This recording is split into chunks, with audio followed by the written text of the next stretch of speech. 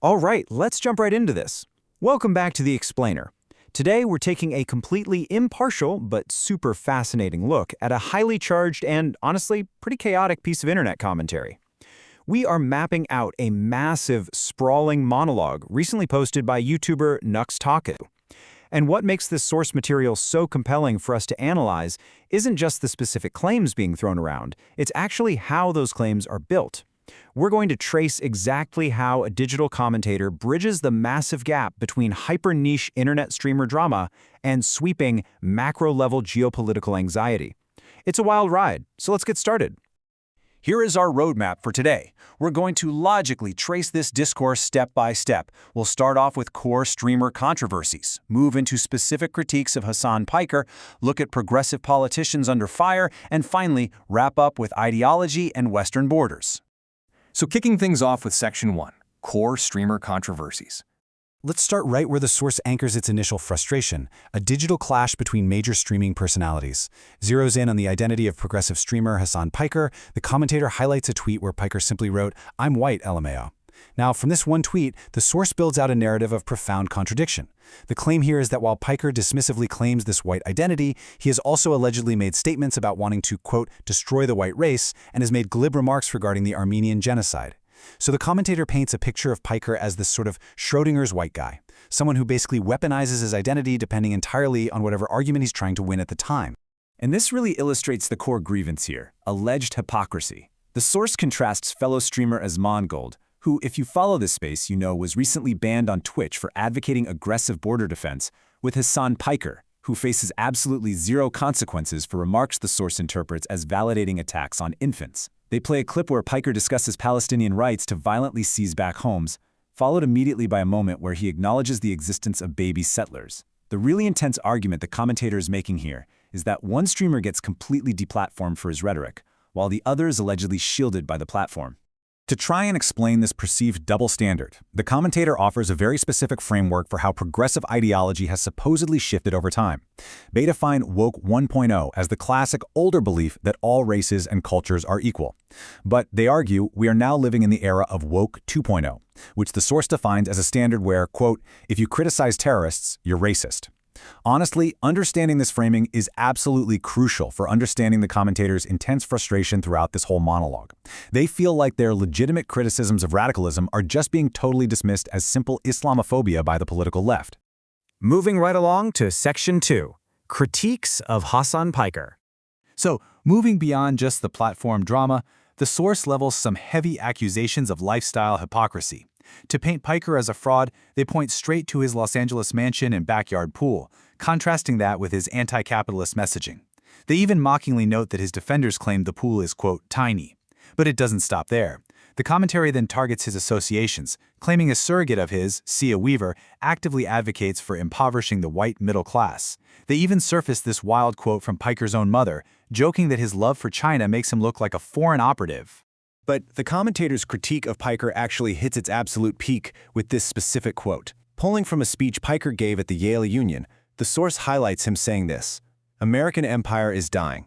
It's up to us to manage that decline of American empire and to retreat from the world in a more equitable manner. Don't join the military." For the commentator, you have to understand, this isn't just a casual political disagreement. They present this quote to argue that Piker represents a fundamental, intentional threat to American sovereignty itself. Okay, shifting gears now to Section 3, Progressive Politicians Under Fire. Taking that exact same framework of critique and applying it to real-world politics, the source sets its sights on Dr. Abdul El-Sayed. They juxtapose his socialist messaging, specifically his critiques of wealthy enclaves like Mackinac Island up in Michigan, against claims that El-Sayed himself is actually a multimillionaire who owns 3 homes worldwide. To put that into perspective, the source uses this stark juxtaposition to argue that socialist politicians are essentially just scammers who are actively manipulating working-class voters. Next up in the crosshairs is New York politician Zohran Mamdani, highlighting a resurfaced podcast clip where Mamdani talks about minority communities being tied much more to identity. The commentator interprets this as essentially a hot mic admission of intentional voter manipulation.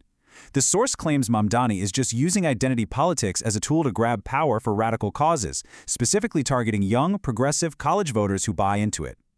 And the commentator goes even further, attacking progressive media for allegedly running cover for these exact politicians. Here's a crazy example. When Mamdani was loudly booed off a stage, leftist outlets like Secular Talk framed the incident as a Republican heckler ruining a little girl's dance recital in Staten Island. But the source claims this is a complete fabrication. They state the event was actually an annual NYPD National Night Out against crime. They use this massive discrepancy to accuse progressive media of outright lying to protect their own people. Which brings us to our final section, ideology and Western borders. So this is where those localized internet-level complaints connect to sweeping macro-level geopolitical fears about globalism and the decline of the West. To really ground these claims, the source brings up the story of Professor Gad Saad. The commentator details this intense, multi-generational history of persecution. Saad's family literally escaping execution in Lebanon, their home in Beirut being stolen, and relatives who had to flee the Armenian genocide, Syria, and Egypt. And to top it off, the source notes that Saad is currently fleeing Montreal, taking a leave from his university due to brand new ideological threats. The commentator leverages this extensive family history to argue that the threat of radical ideology infiltrating the West is a documented historical reality, not just some paranoid internet conspiracy. And honestly, this next part brilliantly illustrates the commentator's overarching frustration with modern political discourse. When Gad Saad shared his family's history of fleeing persecution online, the source notes that progressive commentator Mehdi Hassan responded incredibly dismissively with a literal meme format, saying, "Islam in the room with you now?" The source highlights this tweet to argue that genuine, historically documented fears regarding radical ideology are just constantly mocked, invalidated, and gaslit by mainstream progressive voices. To close out their argument, the commentator constructs a timeline of seemingly disconnected international incidents to argue that Western civilization is, in their view, actively crumbling right now. They point to a recent march in Chicago where crowds chanted "Muhammad is the only one." Then, they link this to a video of a man in England allegedly being arrested just for buying a baseball bat that was still in its plastic wrapping, framing it as the death of self-defense. Finally, they point to breaking news of police officers being ambushed and stabbed in Toulouse, France. By stringing all these events together, the source attempts to validate their intense rhetoric, claiming this is the undeniable end result of the progressive policies they just spent this entire commentary criticizing. So what does this all mean for us? We've just mapped out how a single internet commentator takes a dispute over video game streamers and Twitch bans and rapidly escalates it into a sweeping thesis on the survival of Western civilization. The crucial question I want you to take away from this explainer is this: how do these digital echo chambers, where highly charged rhetoric and rapid-fire debates are constantly rewarded with views, actually reshape our understanding of incredibly complex global politics? When internet drama bleeds right into a geopolitical worldview, how do we separate the facts from the framing?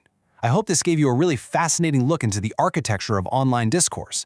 Keep asking questions and always look closely at how the information you consume is built. Thanks for hanging out, and I'll catch you next time.